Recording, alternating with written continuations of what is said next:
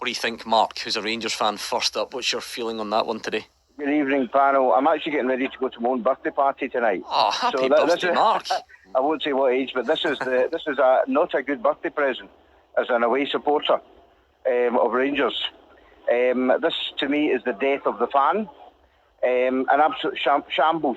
No, it's bad enough. It was bad enough for the last 2 or 3 years, only having 700 or 800. But this is an embarrassment.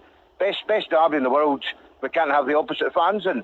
The whole point of the Rangers fans going to Celtic Park in a couple of weeks' time is for the Celtic fans to wind us up because they're winning the title. That's what it's about.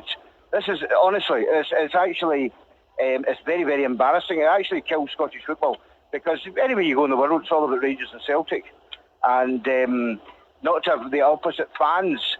I mean, I don't know any powers that be that can get involved here. If there is a power that be that has any sort of jurisdiction here, I don't believe it's a crowd safety issue. I think the Rangers' point of view, well, first of all, the Rangers board can't even make their own fans happy at Ibrox for this my years.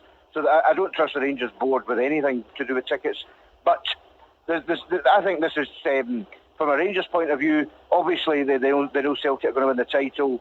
Some of the fans are going to be upset, but I think this is an embarrassment. It's actually not having the away fans at an Old Firm game, at any game, but an Old Firm game is actually it actually ruins the competition, and it's actually very degrading to their own support. The fans behave vast majority of fans behave at the game, and this will just encourage trouble outside the ground.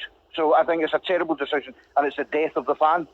I appreciate that Mark speaks with terrific passion as a Rangers supporter. However, I think it's not the death of the fan because there'll be 60,000 at Celtic Park on the 8th of April, and on whichever date Rangers play Celtic at Ibrox after the split, there'll be 50,000 Rangers fans inside Ibrox. So it's not the death of the fan. It doesn't kill Scottish football because this is the fixture which defines Scottish. It can be more hassle than it's worth. To have no away fans is what I mean by the death of the fan. The point I'm making is, and I know dozens of Celtic season ticket holders, and they go there and they go and buy their 2 Old Firm game tickets when they know Rangers are coming to their stadium because they want to wind us up.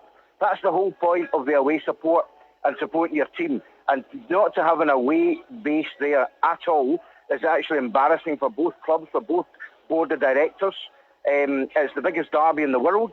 And I think they should be back to 7,000 or 8,000 supporters.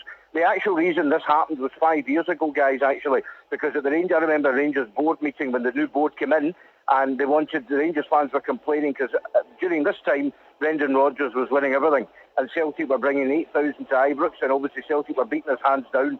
So I remember at the board meeting, a fan brought up, you should cut their allocation, because then you'll get more Rangers season tickets that way, and also it will try and make the game more even. Well, now look at it, we've got no support.